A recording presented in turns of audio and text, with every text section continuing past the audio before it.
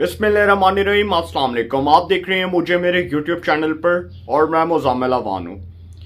रात भर जो पंजाब असेंबली में होता रहा, जिस तरह परवेज़ इलाही साहब ने एक अनकॉन्स्टिट्यूशनल हरकत की, एक गैर आइनी इकदाम उठाया, और एक ऐसे वक्त में जब लाहौर हाई कोर्ट का अभी तक कोई फैसला नहीं आया इस मामले के ऊपर कि जो परवेज़ इलाही साहब को वज़ारत आला से हटाने के लिए लाहौर हाई कोर्ट में एक दरख्वास्त दायर की गई और उस दरख्वास्त के ऊपर लाहौर हाई कोर्ट का 5 रुकनी लार्जर बेंच बना और जस्टिस आबिद अजीज शेख साहब की सरबराही में 5 रुकनी लार्जर बेंच इस केस की समाअत कर रहा है। तो परवेज़ इलाही साहब ने अदालत की रिट को चैलेंज किया।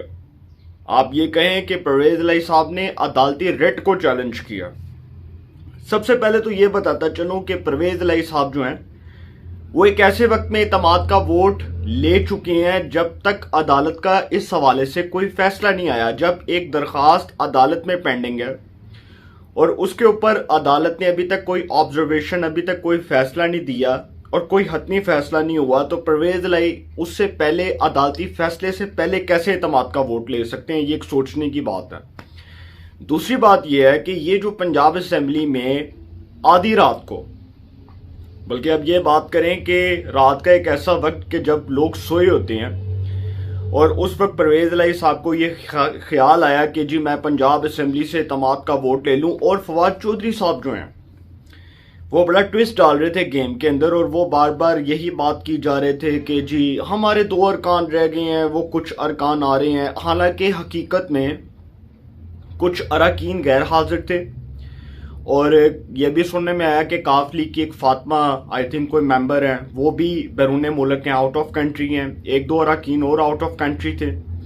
तो ऐसे वक्त में जी परवेज़ इलाही साहब जो हैं वो इत्मीनाद का वोट हासिल कर लेते हैं। और अगर आप हुकूमती बेंचेस के ऊपर कैमरा करें तो आपको ये बात बहुत अच्छे से मालूम हो जाएगी कि उस वक्त भी परवेज़ इलाही साहब के पास अक्सरियत नहीं थी जब ये कहा जा रहा था कि उन्होंने कॉन्फिडेंस का वोट ले लिया, इत्मीनाद का वोट ले लिया।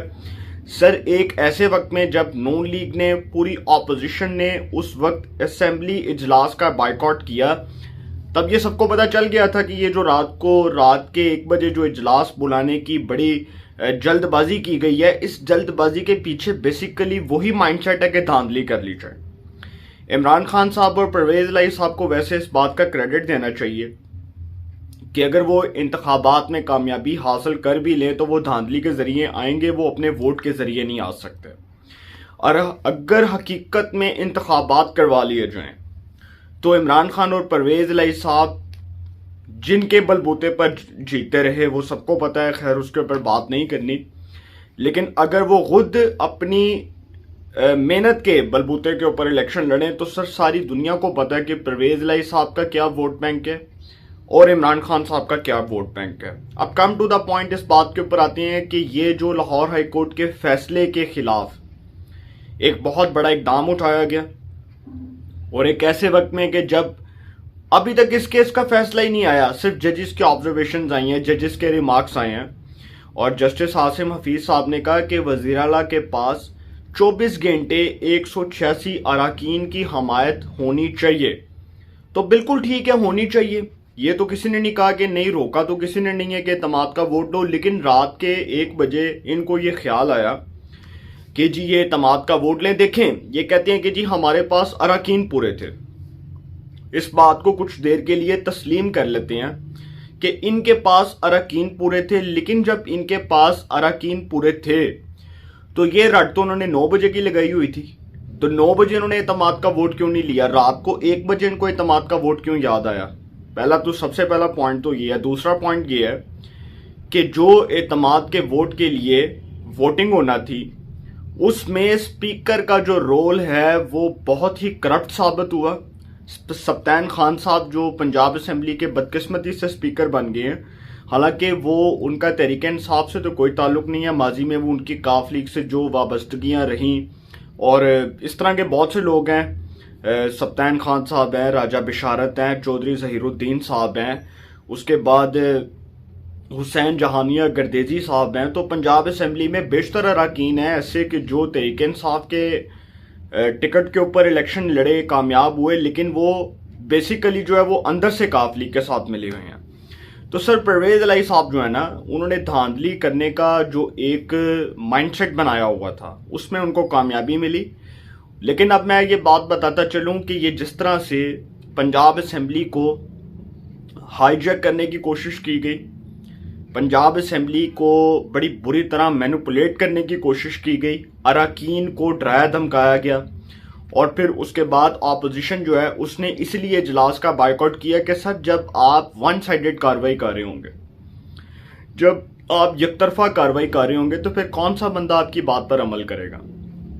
स्पीकर का जो रोल है वो अगर इतना मशकूक होगा, अगर स्पीकर जो है वो न्यूट्रल होने की बजाय किसी पार्टी का रिप्रेजेंटेटिव बना होगा, नुमाइंदा बना होगा, और फिर वो इस तरह के सियासी बयानात देगा, तो सर ऐसे वक्त में जब अदालत का कोई फैसला नहीं आया, और हो सकता है कि अदालत ये फैसला दे देती कि ठीक है जी, दोनों फ्रीकैन को बिठाकर इस मामले को हल कर लेते हैं, और अगर एतमाद के वोट की बात है तो अदालत अपना एक नुमाइंदा मुकर्रर कर दे, वो पंजाब असेंबली में बैठे और देख ले कि जी किसने एतमाद का वोट हासिल कर लिया, या परवेज इलाही साहब ने अगर एतमाद का वोट डेफिनेटली हासिल कर लिया तो बहुत अच्छी बात है, इसमें तो कोई बहाम नहीं है। लेकिन ये रात के 1 बजे जो एतमाद का वोट था सर, ये एतमाद का वोट नहीं था, ये धांधली थी।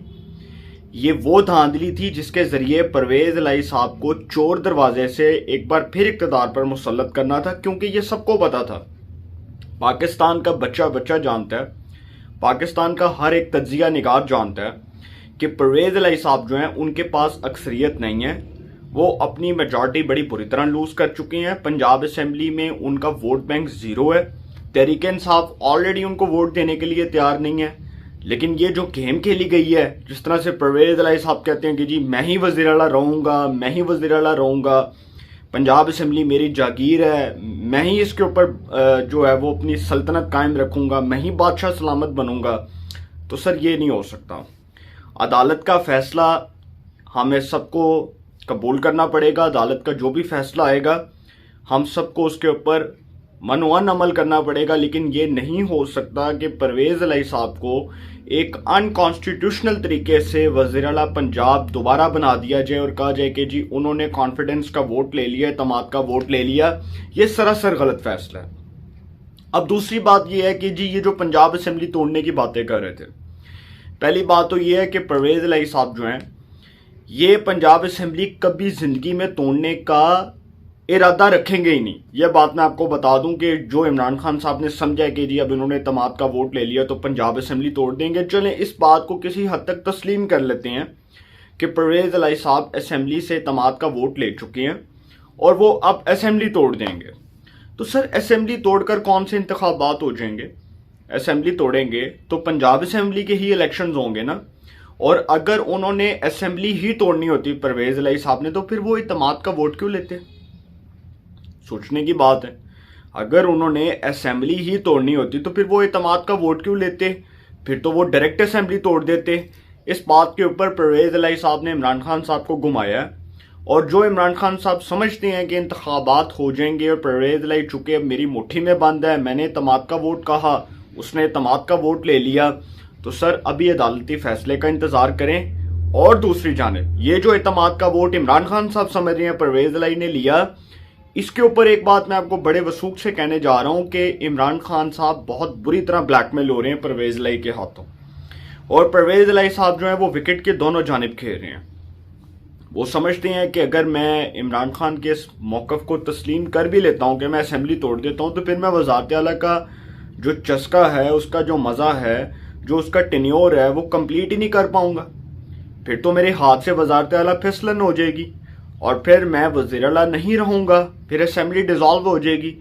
लेकिन अब इमरान खान साहब बड़ी बुरी तरह फंस चुके हैं, और वो जो ये समझते थे कि हुकूमत इंतखाबात करवा देगी, पंजाब असेंबली तोड़ दूंगा, KP असेंबली तोड़ दूंगा और उसके बाद इलेक्शंस कॉल हो जाएंगे, तो सर ऐसा नहीं होगा।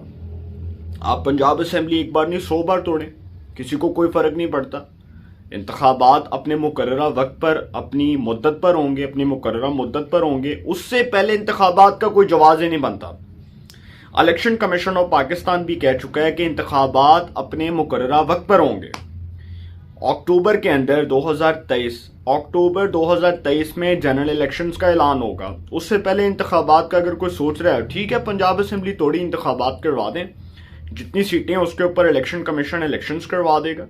इलेक्शन कमीशन को तो कोई प्रॉब्लम नहीं है, कोई इबहाम ही नहीं है इस बात के ऊपर कि इलेक्शंस नहीं होंगे, इलेक्शंस अपने मुकर्रर वक्त पर होंगे। लेकिन सर जो परवेज लाई साहब ने गेम खेली है, ये गेम उनको बड़ी महंगी पड़ेगी। और आपको मैं एक बात बड़े वसूख से कहता चलूं कि अगर कोई ये समझ रहा है कि एक अनकॉन्स्टिट्यूशनल तरीके से परवेज लाई पंजाब के ऊपर मुसल्लत रहेंगे और उनकी जागीरदारी कायम रहेगी, उनकी सल्तनत कायम रहेगी, वो बादशाह सलामत बनकर रहेंगे, तो सर मैं आपको ये बात बता दूं कि ये मामला अदालत में जाएगा और फिर फटा पड़ना है।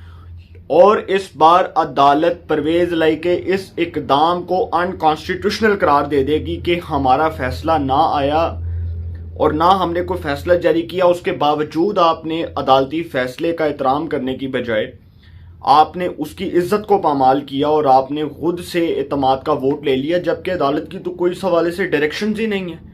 और फिर एक और बात, बड़े मजे की बात जो मैं आपको बताने जा रहा हूं, सर जो इनके वकील हैं बैरिस्टर अली जफर साहब, वो लाहौर हाई कोर्ट में खड़े होकर कहते हैं कि वज़ीर आला को एतमाद के वोट के लिए वक्त दरकार है। तो जस्टिस आसिम हफीज साहब कहते हैं कि ये जो 18-20 दिन आपने लगाए, इसमें आप एतमाद का वोट ले सकते थे। जब जस्टिस आबिद अजीज शेख साहब ने गवर्नर के उस इकदाम को कल अदम करार दिया जिसमें गवर्नर ने वज़ीर आला पंजाब चौधरी परवेज लाई को डी नोटिफाई किया, तो उस इकदाम के ऊपर वो जो डी नोटिफिकेशन थी उसको जब लाहौर हाई कोर्ट में अदालत आलिया में चैलेंज किया गया, तो उस वक्त जस्टिस आबिद अजीज शेख साहब ने कहा कि परवेज लाई हमें ये गारंटी दे रहे हैं कि वो असेंबली नहीं तोड़ेंगे, तो हम उनको कहते हैं कि ठीक है, हम उनको बहाल कर देते हैं।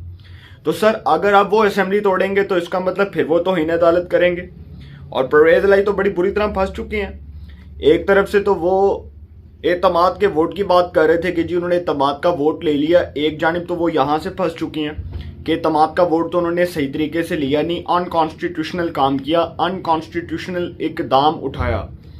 और दूसरी बात कि लाहौर हाई कोर्ट का जो फैसला है जिसमें वो ये बयाने हल्फी दे चुके हैं रिटन फॉर्म में कि वो असेंबली नहीं तोड़ेंगे, तो सर अगर अब वो असेंबली तोड़ते हैं तो तौहीन अदालत होगी, इसका मतलब कंटेम्प्ट ऑफ कोर्ट लग जाएगी परवेज लाई के ऊपर।